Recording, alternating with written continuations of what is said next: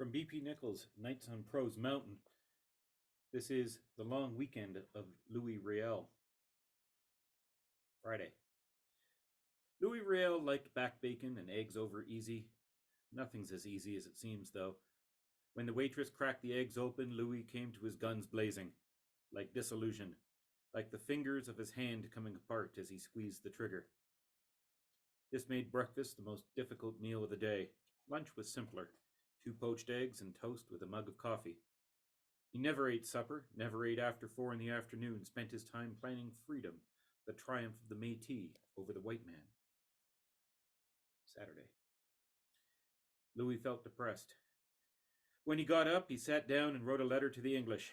There was no use waiting for a reply. It came. "Hey, Gabriel, look at this," shouted Louis. "A letter from those crazy English." They both laughed and went off to have breakfast. That morning there was no bacon to fry. "It's those damn Englishers," said Gabriel. "Those damn white men. They're sitting up in all-night diners staging a food blockade." Louis was watching the waitress's hands as she flipped the pancakes, spun the pizza dough, kneaded the rising bread, and didn't hear him. It's as Canadian as genocide, thought Gabriel. Sunday. The white boys were hanging around the local bar, feeling guilty, looking for someone to put it on. "Man, it's the blacks," said Billy. "It's what we've done to the blacks." "Hell," said George. "What about the Japanese?" But Johnny said, "Nah, it's what we've done to the Indians." The rain. Outside in the rain, Louis was dying. "It's always those damn white boys writing my story, the same stupid fuckers that put me down, trying to make a myth out of me. They sit at counters scribbling their plays on their napkins, their poems on their sleeves, and they never see me." "Hell," said George. "It's the perfect image, the perfect metaphor." "He's a symbol," said Johnny.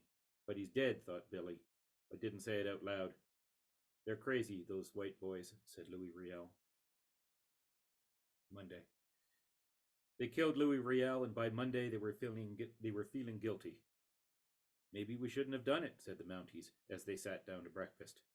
Louis rolled over in his grave and sighed. "It's not enough they take your life away with a gun, they have to take it away with their pens." In the distance he could hear the writers scratching louder and louder. "I'm getting sick of being dished up again and again like so many slabs of back bacon," he said. "I don't think we should have done it," said the Mounties again, reaching for the toast and marmalade. Louis clawed his way through the rotting wood of his coffin and struggled up through the damp clay onto the ground. "They can write down all they want now," he said. "They'll never find me." The Mounties were eating with their mouths open and couldn't hear him. Louis dusted the dirt off his rotting flesh and began walking. When he came to Gabriel's grave, he tapped on the tombstone and said, "Come on, Gabriel, it's time. We were leaving." And the two of them walked off into the sunset like a Kodachrome postcard from the Hudson Bay.